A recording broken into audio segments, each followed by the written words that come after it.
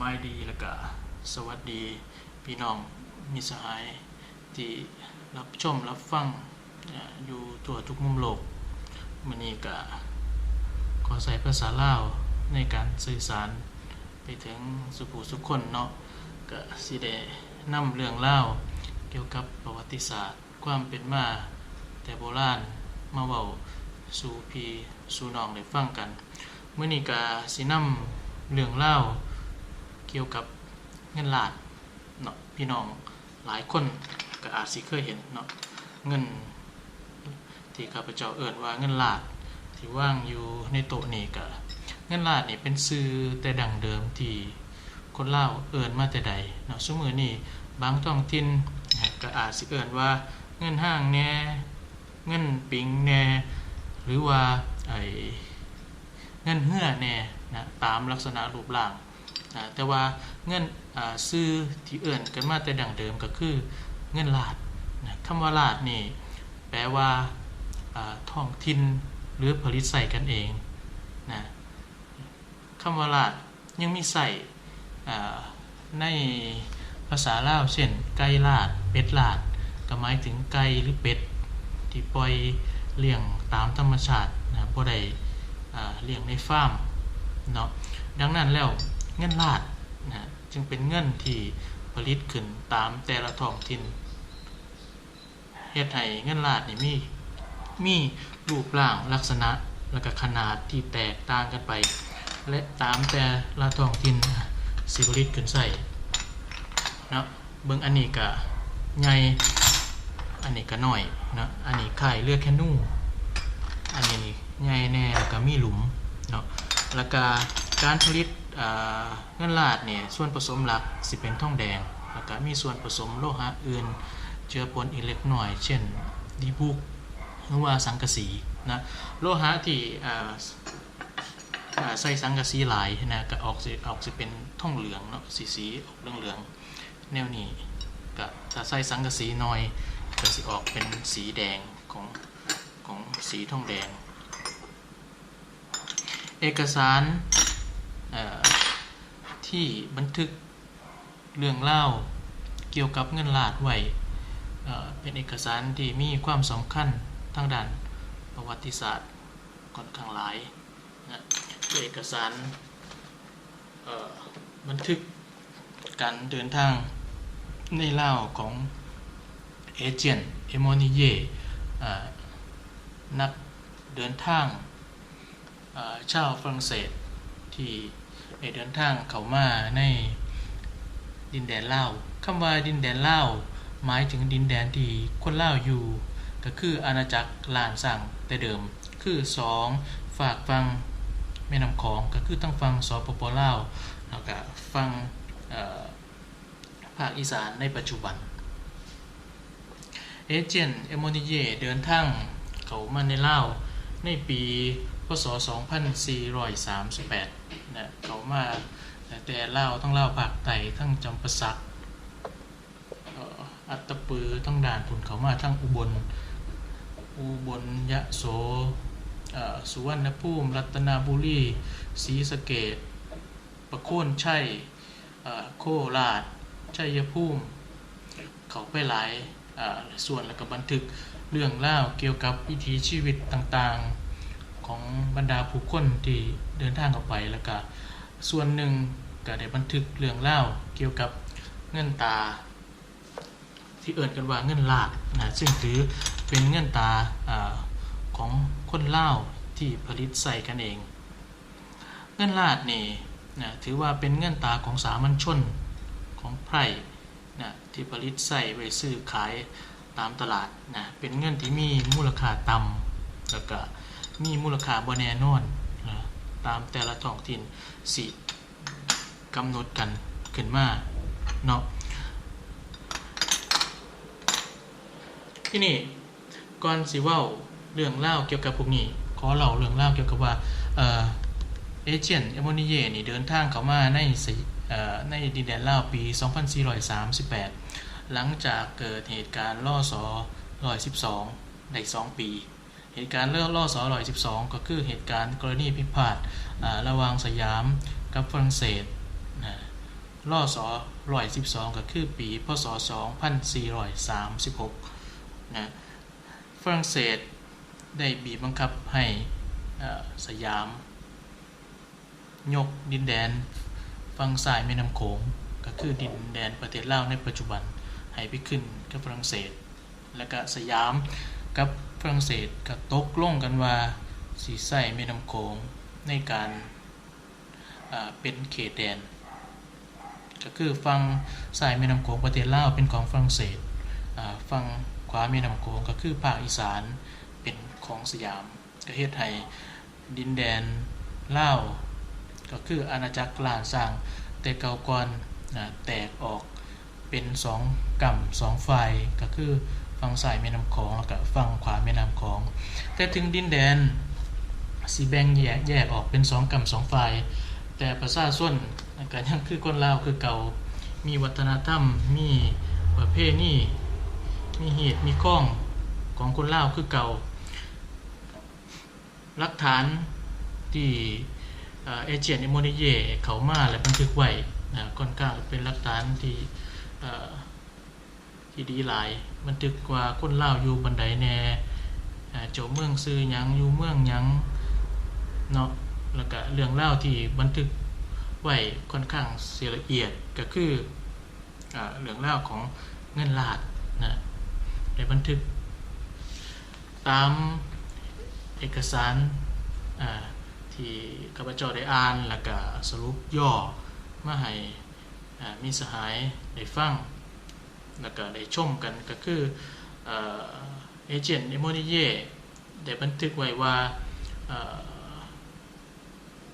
บันทึกไว้เกี่ยวกับเงินลาดแต่ละเมืองที่มีการใส่ใจนะเมืองศรีสะเกษแต่ก่อนนี่เงินลาดเนี่ย6 ลาดเป็น1 สลึงต้องเข้าใจก่อนด้วยว่าการเทียบมูลค่าของเงินลาดแต่เก่านั่นนะเพิ่นเทียบใส่กับเงินบาทเงินตาของสยามก็คือเงินในสมัยรัชกาลที่5เนาะเป็นเงินบาทเงินเหรียญตาแผ่นดินมี3 ราคาก็คือ1 บาทสลึงแล้วก็เฟื่องเนาะเพิ่นสิเทียบราคาใส่กับเงินบาทอย่างเช่น8 ลาดเป็น1 สลึงหมายความว่าเงินลาด8 อันเนาะ8 อันเท่ากับมูลค่าของเงินสยามที่ผลิตด้วยเงินเนี่ยโลหะเงินเนี่ยอันนี้เทียบกับ1 สลึงเนาะบางท้องถิ่นนะเงินลาดก็มีมูลค่าต่ำเพราะอาจจะว่าเป็นมีขนาดน้อยก็ได้ก็16 ลาดเป็น1 สลึงก็คือนี่2 4 6 8 10 12 14 16ก็คือนี่16 ลาดเป็น1 สลึงนะตามแต่ละท้องถิ่นเนาะเทียบใส่กับเงินตาของสยามให้เบิ่งที่นี่ตามบันทึกเพิ่นเล่าว่าเมืองศรีสะเกษเนาะเพิ่นเดินทางผ่านเมืองศรีสะเกษแล้วก็เข้าไปในตลาดก็บอกว่าเงินลาดแต่เก่าของเมืองศรีสะเกษเนี่ยมีราคาอยู่ที่6 ลาดเป็น1 สลึงเงินลาด6 อันเป็น1 สลึงแต่4 ปีผ่านมานี่เงินลาดราคาตกเป็น8 ลาดต่อสลึงเมืองรัตนบุรีก็คืออำเภอรัตนบุรีจังหวัดสุรินทร์ในปัจจุบันนี้มูลค่าเงินลาดคือ8 ลาดต่อสลึง32 ลาดเป็น1 บาทเมืองศรีภูมิเป็นชื่อย่อเอิ้นสั้นๆของเมืองสุวรรณภูมิในบันทึกนี้เพิ่นบันทึกไว้ว่าคนสุวรรณภูมิส่วนหลายย้ายมาจากทางตอนเหนือของหนองคายก็คงสิเป็นเวียงจันทน์เนาะเงินลาดอยู่นี่มีมูลค่า8 ลาดเป็น1 สลึงเมืองร้อยเอ็ดเนาะบันทึกไว้ว่าเงินลาดมีมูลค่า8 ลาดต่อ1 สลึงนะแล้วบันทึกไว้เกี่ยวกับการฝังกระดูกของผู้ตายว่าเมื่อเผาศพผู้ตายแล้วก็ได้จัดเอากระดูกใส่ไหพร้อมด้วยสิ่งของที่เป็นถ้วยน้ำซ่า เงิน1 บาทนะคงจะเป็นเงินบาทของสยามเนาะ1 บาทแล้วก็เงินลาดที่เป็นทองแดงนี่1 ลาดและเสื้อผ้าผู้ตายเครื่องใช้ที่จำเป็นในการกินหมากนะก็คงสิเป็นพวกเต่าปูนพวกมีดสนาบนั่นนะแล้วก็เอาใส่ไว้ในไหพร้อมกับกระดูกแล้วก็เอาไปฝังเพื่อให้ผู้ตายได้ใส่เนาะเมืองสุรินทร์เนาะเพิ่นบันทึกไว้ว่าสมุดเล่มหนึ่งมีมูลค่า10 ล้านล้าน10 อันเท่ากับสมุด1 เล่มแล้วก็เพิ่นบันทึกไว้ว่าเจ้าเมืองสุรินทร์คือพญาสุรินทร์ภักดีได้ทำบุญโปรยทานให้แก่คน150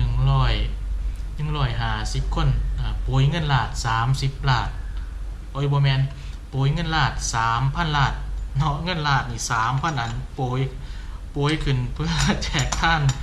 ตกเสียงว่าผู้ใดก็คือสิบ่แตกก็สิคักเติบแล้วเนาะเงินล้าน 3,000 อันเนาะเป็นเงินโปรยท่านก็บางคนก็อาจสิเก็บได้10 ล้าน20 ล้านก็ว่าไปเนาะอันนี้คือดูที่เมืองสุรินทร์เมืองจำปาสักเงินล้าน40 ล้านเป็น1 บาทก็คือ10 ล้านเป็น1 สลึงเนาะกับเงินบาทสยามก็คือเงินล้าน10 อันเท่ากับเงิน1 สลึงนะเมืองพิมูลก็คืออำเภอพิมูลพิบูลมังสาหารของจังหวัดอุบลซุมื้อนี้ก็เงินล้าน10 ล้านเท่ากับ1 สลึงเมืองอุบลนี่เงินล้าน14 ล้านเท่ากับ1 สลึงเมืองเขมราชเนาะเงินล้านเมืองเขมราชเงินล้าน8 ล้านเป็น1 สลึงไก่โตละ5 ล้านไก่นี่โตละ5 ล้านแล้วคือเงินล้านนี่5 ล้านเป็ดโตละ8 ล้านเมืองยโสธรเงินล้าน6 ล้านต่อสลึงเมืองยโสธรนี่เงินล้านมีมูลค่าสูงเมืองธาตุพนมเงินล้าน8 ล้านเป็น1 สลึงเมืองละครก็คือเมืองนครพนมเงินล้าน8 ล้านเป็น1 สลึงเมืองโพนวิสัยก็คืออำเภอโพนพิสัยจังหวัดหนองคายในปัจจุบันเงินล้าน10 ล้านเท่ากับ1 สลึงเนาะนี่คือเรื่องราวเกี่ยวกับเงินล้านแต่ละเมืองที่บันทึกไว้นอกจากนี้แล้วเอเจนต์เอมอนิเย่เพิ่นยังบันทึกไว้ถึงขั้นตอนและเรื่องราวการผลิตเงินล้านนะเพิ่นบันทึกไว้ว่ามีโรงงานผลิตเหรียญน้อยๆอยู่ทั่วไปรัฐบาลปล่อยให้ดำเนินการโดยเสรีมีการผลิตภายในเถียงนาหลังน้อยๆซึ่งอยู่ใกล้กับที่พักของเพิ่นชายหนุ่มคนหนึ่งใส่ตาสั่งท่องเหลืองหนัก 8G นึงหนักประมาณ40 กรัม 8G นี่ก็ประมาณ8G ก็ประมาณเกือบ40 กรัมเนาะโดยเอาตะกั่วเติมใส่หน่อยนึงเพื่อให้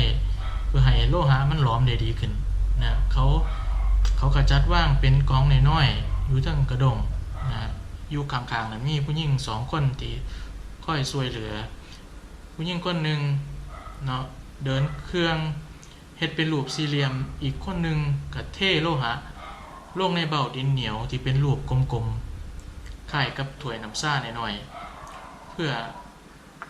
ให้พอดีในการหลอมเขาก็เติมแกบเขาเฮานี่ล่ะใส่เข้าไปหน่อยนึงให้มันลุกเป็นไฟหลังจากนั้นก็ใส่ครีมหนีบเอาเขาเบ้าหลอมเบ้าทั้ง4 อันนี่เนาะคือสิมีเบ้าอยู่4 อันแล้วก็ก่อนเทโลหะที่หลอมเข้าไปนี่เบ้าทั้ง4 อันขุดเป็นหูตามรูปแบบหน่อยใหญ่แล้วแต่สิให้รูปแบบแกงเงินล้านนะพอมันเย็นแล้วก็เขาก็เคาะความลงนี่ก็เงินล้านก็สิหลุดออกมาเป็นเงินล้านนี่เนาะอันนี้คือเรื่องราวของเงินล้านนะที่ผลิตนะโดยทั่วไปในท้องถิ่นที่มีคนลาวอาศัยอยู่นะเป็นเงินที่ผลิตใช้กันเองเนาะผลิตใช้กันเองแล้วก็เป็นที่ยอมรับในท้องถิ่นแต่ว่าเงินที่มีมูลค่าสูง นะและเป็นเงินที่ผลิตจากราชสำนักล้านสร้างแต่เก่าก็คือเงินห้อยนะซึ่งเป็นเงินที่มีมูลค่าสูงนะเฮ็ดด้วยเงินเปอร์เซ็นต์ค่อนข้างสูงแล้วก็มีโลหะอื่นผสมเงินตราชนิดนี้เนาะที่สิผลิตโดยโรงกระสาบหลวงก็คืออยู่เวียงจันทน์อยู่หลวงพระบางสิผลิตเงินตราชนิดนี้บ่อนุญาตให้ราษฎรทั่วไปผลิตใส่กันเองนะแต่ว่าหลังจากราชสำนักเวียงจันทน์ถูกสยามทำลายและก็เผาเมืองเวียงจันทน์ในปีพ.ศ. 2371ก็ได้เฮ็ดให้เงินตราพวกนี้ขาดแคลนแล้วก็มีการปลอมแปลงเงินห้อยเนี่ยขึ้นมาหลายนะครับเพราะว่าเงินสยามเองก็มีขึ้นไปใส่บ่พอก็มีการปลอมแปลงกันหลายนี่ก็เป็นเรื่องเล่าเกี่ยวกับเงินลาษฎร์เนาะที่มีใส่ในท้องถิ่นที่มีคนลาวอาศัยอยู่เพิ่นก็ผลิตเงินตราชนิดนี้ขึ้นใส่ขึ้นซอยกันเนาะมีสหายหลายคนนะอาจจะเห็นเงินตรารูปร่างนี่อยู่เทิงห่านพระแน่อยู่ในกระตาหมากในตู้แน่เนาะหรือว่าอาจจะอยู่ซอกอยู่ในหีบในของเก่าโบราณนะครับถือว่าเป็นของเก่าโบราณที่คนผู้เฒ่าผู้แก่เพิ่นใส่เป็นเงินตราซื้อขายในอดีตเนาะวันนี้ก็ได้เอามาเว้าสู่พี่สู่น้องได้ฟังกันหวังว่าสิเป็นประโยชน์บ่น้อยก็หลายเนาะก็ขอสวัสดีแล้วก็สบายดีโอกาสหน้าสินำเรื่องดีๆมาเล่าสู่กันใหม่เด้อ